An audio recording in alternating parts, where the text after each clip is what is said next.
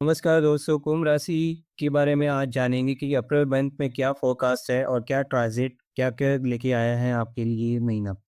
देखिए, April month का planet का चार्ट का अगर स्टडी करेंगे तो ये लेआउट है आपके प्लैनेट का, जहाँ जहाँ प्लैनेट बैठे हुए हैं चंद्र राशि के साथ हिसाब से।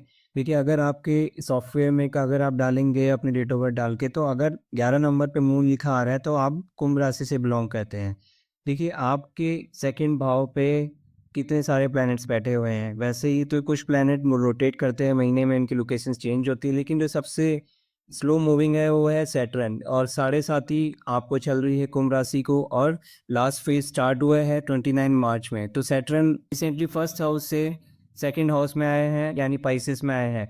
अब हम बात करेंगे वन बाय वन सैटर्न की लोकेशन का और उसके एक्सपेक्ट की। देखिए, सैटर्न सेकंड हाउस में बैठा है तो सबसे पहले आपको एक डिसिप्लिन मांग रहा है आपकी वाणी में, आपको सोच समझ के बात करना है।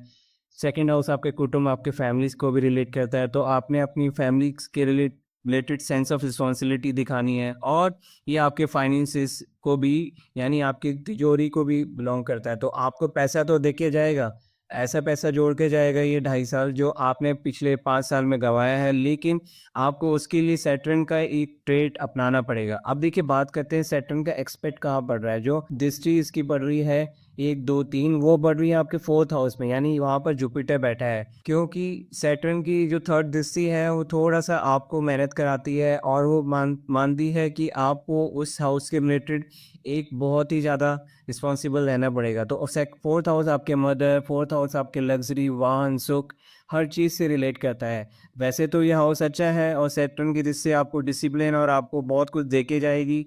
जो सुख आप भोगना चाह रहे थे वो सारे सुख इस 2.5 साल में आपको मिलेंगे इस एस्पेक्ट से। अब बात करते हैं सैटर्न का जो सेकंड एस्पेक्ट है वो है 8th हाउस में। अब देखिए, 8th हाउस बहुत अच्छा हाउस नहीं माना जाता है, लॉसेस का भी हाउस है, लेकिन हम इसे पॉजिटिव वे में देखेंगे। वहाँ पे केतु बैठा हुआ है, तो आपने रिसर्च ओरिएंटेड या फिर ऑकल्ट साइंस या कोई ऐसी चीज़ जहाँ पे आपको बहुत ही लॉजिकल चलना है, जहाँ पे कुछ चीज़ें आपको ढूँढ के लानी है, तो वो सैटर्न उसमें आपको हेल्प करेगा ये 2.5 साल में। अगर आप अपने 8th हाउस का ट्रेड यूज़ करेंगे, जो है कि बहुत ही सीक्रेटिव चीज़ें होती हैं, जैसे कुछ लोग रॉ में हैं, इंटेलिजेंस में हैं, या फिर कोई ऐसी एजेंसीज़ में हैं जो सीक्रेटिव काम कर रहे हैं, उनके लिए भी ये साल 2.5 साल बहुत ही अच्छे हैं। तो इस हिसाब से इसका ट्रेड यूज़ करना पड़ेगा। अब बात करते हैं सैटर्न की 10वीं दृष्टि, जो कि आपके 11th हाउस यानी गेन्स में हो रही है। अब देखिए, ये बहुत अच्छी दृष्टि मानी गई है, आपको गेन्स देके जाएँगे। तो सैटर्न का जो ओवरऑल दृष्टि है बहुत ही अच्छी है, और ये फाइनेंसिस को आपको ज़्यादा बिलॉन्ग कर रही है इस साल।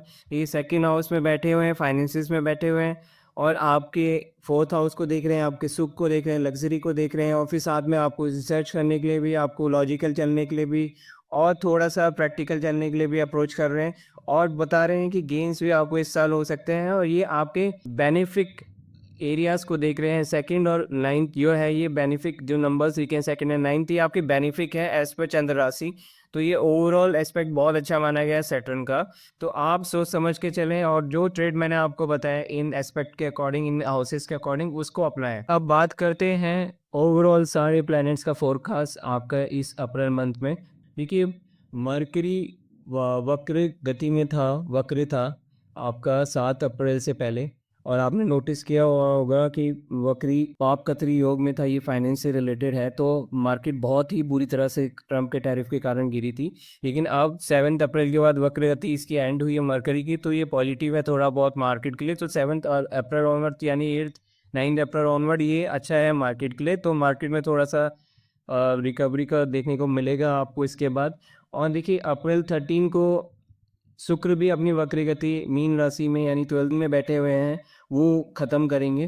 तो ये, लेकिन अभी इस महीने ये दोनों प्लैनेट यहीं पर ही रहेंगे आपके सेकंड भाव में, जैसे मैंने आपको बताया था, और इनकी 7वीं दृष्टि आपकी यहाँ पड़ रही है केतु के ऊपर। तो केतु यानी आपका 8th हाउस और आपका सेकंड हाउस ओवरऑल कनेक्टेड है। तो आपने अपने लॉसेस, अपने फाइनेंसिस को बहुत अच्छे से संभाल के रखना है अप्रैल मंथ में। तो ऐसा कुछ ना करिए, कोई सट्टा, गैम्बलिंग से रिलेटेड चीज़ें आप कर सकते हैं। अगर आपके पास बेनिफिक प्लैनेट्स का योग नहीं है, मैलेफिक है, यानी कि खराब प्लैनेट्स का योग है, तो प्लीज़ सट्टे और जुआ या फिर शेयर मार्केट से इस महीने आप दूर रहें, क्योंकि आपको हैवी लॉसेस फेस करने पड़ सकते हैं। अब देखिए सन का ट्रांजिट हो रहा है मेष में।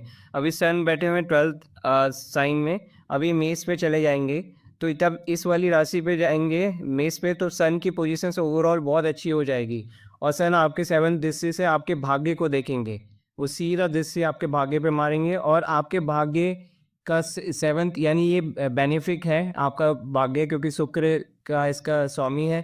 तो ये जो एस्पेक्ट होगा सन का बहुत फेवरेबल होगा, और ओवरऑल 14 अप्रैल के बाद आपका करियर, आपका भाग्य, आपके पिता से संबंध सब कुछ अच्छे होने शुरू हो जाएंगे, जो इस महीने आपको खराब देखने को मिले हैं। और फिर उसके बाद 4 5 फिर केतु पे दृष्टि जा रही है जुपिटर की, ये बहुत अच्छी है। तो मैंने आपको बताया था कि केतु आपका रिसर्च ओरिएंटेड, और केतु आपको आइसोलेट भी करेगा इस महीने, तो आपको लेकिन उसका एक ट्रेड जो मैंने आपको बताई इस हाउस का कि लॉजिकल चलना है और आपको स्टडी रिलेटेड काम करने हैं, तो जुपिटर का एस्पेक्ट ही बहुत पॉजिटिव माना गया है। और फिर अगर आप देखा जाए तो 6 7 8 9 तो आपके 12th हाउस को भी जुपिटर देख रहे हैं, जो कि आपके एक्सपेंसेस को थोड़ा बहुत रोकेंगे। लेकिन ये डिपेंड करता है आपके ऊपर कि आप कैसे अपने फाइनेंसिस को मैनेज करेंगे ये महीने। अब बात करते हैं कि आप क्या करें इस महीने।